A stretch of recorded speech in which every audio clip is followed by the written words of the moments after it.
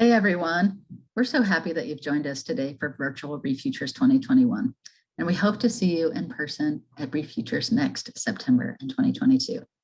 I'm Shay Viehman, and I'm the primary chair of the Coral Restoration Consortium's Monitoring Working Group.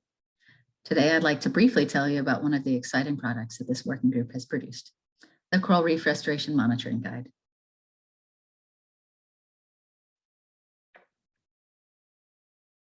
A massive effort to produce this monitoring guide was led by the stellar Dr. Liz Gergen, and we had a fantastic team from the monitoring working group who helped, including Stephanie Schaffmeyer, Allison Molding, Amelia Mora, and Patricia Kramer. Many thanks to all of the many other contributing authors, interviewees, and reviewers, and others who helped make this guide a reality. Here I'll give a brief overview of the guide and then point you to resources where you can find more information.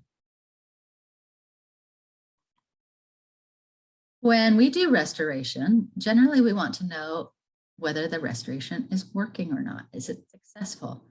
And if it's not, how do we fix it as soon as we can to ensure success? The purpose of this guide is to share standardized guidance to evaluate restoration success using comparable metrics.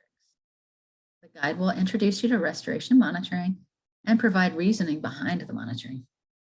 It will help you learn to set monitoring goals and develop a monitoring plan. And finally, it will help you collect data and evaluate selectric metrics.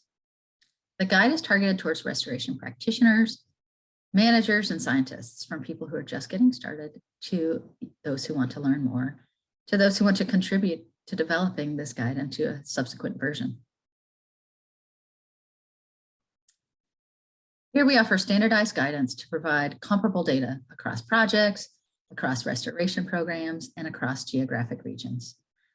We also detail multiple options to accommodate a wide range of program budgets, capacity, resources, and experience to make restoration monitoring accessible to your program constraints. This includes methods that range from diver surveys, if that's what your program can do, to multi-scale photogrammetry using remote sensing and diver-based surveys, if that's what your program can do.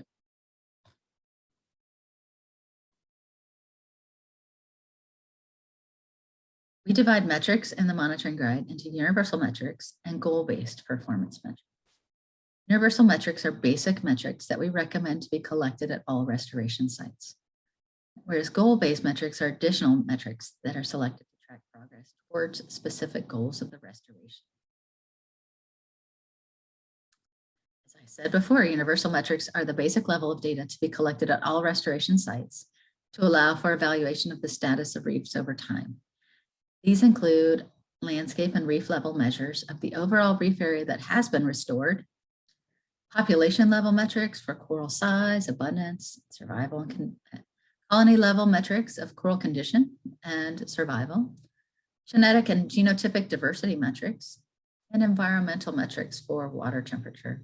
We suggest that these are collected at all restoration projects, at least annually. Of course, for temperature, it would be more frequently than annually. Restoration project or program is likely to have specific goals that drive the restoration. These can be ecological goals, such as restoration of endangered species, fisheries enhancement, or restoration of reef structure. They could be socioeconomic goals that relate to tourism, education, capacity building, and outreach.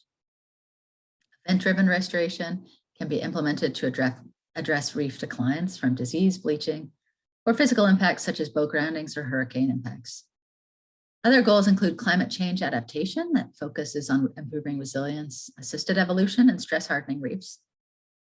Goals could also be research-oriented on how to improve restoration, or they could be student projects.